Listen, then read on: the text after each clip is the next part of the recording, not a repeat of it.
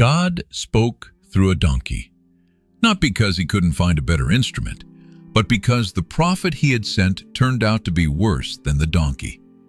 Israel has been in the wilderness for 40 years. The generation that left Egypt is gone.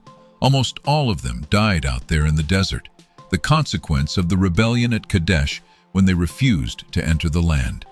Their children have grown up on manna and stories, and now they are standing on the plains of Moab, on the east side of the Jordan River, looking across at the land they have been promised. They have been terrifying on the way here. The Amorite kingdoms that stood between the wilderness and Moab, Sihon, king of Heshbon, and Og, king of Bashan, both tried to stop Israel, and both were destroyed. Word has traveled. Everyone in the region knows what this people has done, where they have come from, what their God has done for them. Balak, king of Moab, looks at the size of Israel camped on his border and is afraid. The text says he was overcome with dread. He knows the military option has not worked for anyone who has tried it, so he thinks of something else. He is going to hire someone to curse them. Balaam, son of Beor, lives in Pethor, near the Euphrates River. He is not an Israelite. He is a professional diviner, a seer, a man with a regional reputation for the power of his words. Whom you bless is blessed, and whom you curse is cursed. This is what people pay him for. Balak sends a delegation carrying fees for divination. Come and curse this people for me, for they are too mighty for me. Perhaps I shall be able to defeat them and drive them from the land. Balaam tells the delegation to spend the night. He will ask God. That night, God comes to Balaam. Who are these men with you? Balaam explains. Balak wants me to curse Israel. God says, you shall not go with them. You shall not curse the people, for they are blessed. In the morning, Balaam sends them away. The Lord has refused to let me go with you. Balak sends again. More distinguished princes, better offer. Whatever Balaam asks, Balak will give. Honor, silver, gold. Balaam's answer sounds right. Even if Balak were to give him his house full of silver and gold, he could not go beyond the word of the Lord. He will ask again. But God already said no. Balaam already delivered the no. He is going back not because he is uncertain of the answer, but because he has heard the money and wants a different one. He is asking again because he wants to go. God says, if the men have come to call you, rise and go. But only the word that I tell you, that shall you speak. Balaam saddles his donkey in the morning and goes, and God's anger was kindled because he went. God gave permission. God is angry. Permission is not the same as approval. Balaam is going with the words of submission on his lips and the calculation of profit in his mind. What happens next is God making that visible in a form Balaam cannot ignore. Balaam rides his donkey down the road toward Moab. 2 servants are with him. The angel of the Lord stands in the road with a drawn sword in his hand. The donkey sees the angel. Balaam does not. The donkey turns off the road into a field. Balaam strikes her to turn her back. Further along, the road narrows between 2 walls of vineyards. The angel stands again. The donkey sees him. She presses against the wall, crushing Balaam's foot against the stone. Balaam strikes her again. Further still, the road narrows to a place where there is no room to turn at all. The angel stands there. The donkey has nowhere to go. She lies down under Balaam, right there in the road. Balaam's anger burns. He strikes her with his staff. 3 times the donkey has saved his life. 3 times Balaam has beaten her for it. Then God opens the mouth of the donkey. What have I done to you that you have struck me these 3 times? Balaam answers the donkey. He doesn't seem particularly surprised that she is speaking. He is angry. Because you have made a fool of me. If I had a sword in my hand, I would kill you right now." The donkey says, "Am I not your donkey, on which you have ridden all your life long to this day? Is it my habit to treat you this way?" "No," Balaam says, "it is not." Then God opens Balaam's eyes.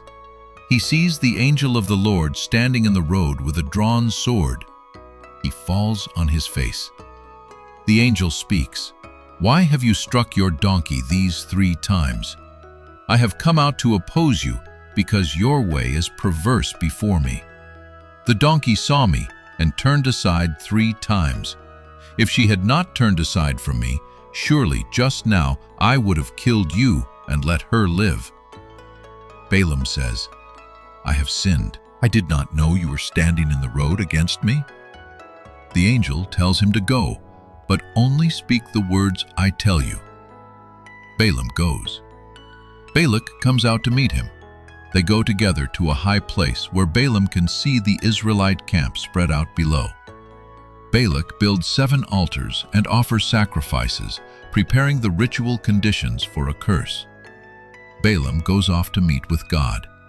God puts a word in his mouth and sends him back. Balaam opens his mouth to curse. A blessing comes out. How can I curse whom God has not cursed? How can I denounce whom the Lord has not denounced? Behold, a people dwelling alone. Who can count the dust of Jacob or number the 4th part of Israel? Let me die the death of the upright, and let my end be like his. Balak is beside himself. I brought you to curse my enemies, and you have blessed them. Balaam says, Must I not be careful to speak what the Lord puts in my mouth? Balak tries again. Different location, 7 more altars, 7 more sacrifices. A second blessing comes out. God is not a man that he should lie, or a son of man that he should change his mind. Has he said, and will he not do it? Behold, I received a command to bless. He has blessed, and I cannot revoke it. Balak says, Then at least do not bless them. One more time. New location, new altars. A third blessing. The Spirit of God comes upon Balaam when he looks out over Israel. How lovely are your tents, O Jacob, your encampments, O Israel. Blessed are those who bless you, and cursed are those who curse you. Balak strikes his hands together. I called you to curse my enemies 3 times, and you have blessed them. Get back to your place. The Lord has held you back from honor. Balaam says, Did I not tell your messengers, if Balak should give me his house full of silver and gold, I would not be able to go beyond the word of the Lord? Then Balaam speaks a 4th time without being asked. The oracle of Balaam, who sees the vision of the Almighty, who hears the words of God, who knows the knowledge of the Most High. I see him, but not now. I behold him, but not near. A star shall come out of Jacob, and a scepter shall rise out of Israel. A pagan seer, hired to curse Israel, standing on a hilltop in Moab, speaking a messianic prophecy about a king who will come from among the people he was paid to destroy. Centuries later, wise men from the east will follow a star to Bethlehem and ask, Where is he who has been born King of the Jews? For we saw his star when it rose. They would not have been looking for a star if Balaam had not told them to look. But the story of Balaam does not end well. Later in Numbers, when Israel falls into immorality with the Moabite women and into the worship of Baal of Peor, the text tells us whose advice was behind it. Balaam's. He could not curse Israel directly. God would not let the words come. So he told Balak what would work instead. Entice them into sin and let their own choices bring down what a curse could not. The New Testament remembers him this way across 3 different books. 2 Peter warns against those who follow the way of Balaam, who loved gain from wrongdoing. Jude warns against rushing into Balaam's error for profit. Revelation warns the church at Pergamum against those who hold to the teaching of Balaam, who taught Balak to put a stumbling block before Israel. He knew the truth. He spoke it accurately, and he used everything he knew to serve his own greed in the end. 4 things from Balaam and the donkey. The first, when God has already answered, going back to ask again is not faith, it is negotiation. Balaam heard no clearly, delivered the no, and then went back asking because he had heard the money and wanted a different answer. God gave him a different answer, and God was angry about it. Permission and approval are not the same thing, and getting what you asked for is not always the sign that you should have asked. The second, the donkey saw what the prophet missed. Seeing was Balaam's entire vocation. His reputation rested on perceiving what others could not, and he could not see an angel with a drawn sword standing directly in the road, visible to the animal he was riding. Spiritual perception does not come automatically with spiritual position or reputation. The one who sees is not always the one with the title. The third, Balaam's mouth said the right things for a long time, while his heart went somewhere else entirely. He told Balak's messengers he could not go beyond the word of the Lord. He told Balak he could not speak what God had not given him. All of it was true, and he meant it when he said it. And then he gave Balak the advice that accomplished what the curses couldn't, the thing that eventually brought Israel down from the inside.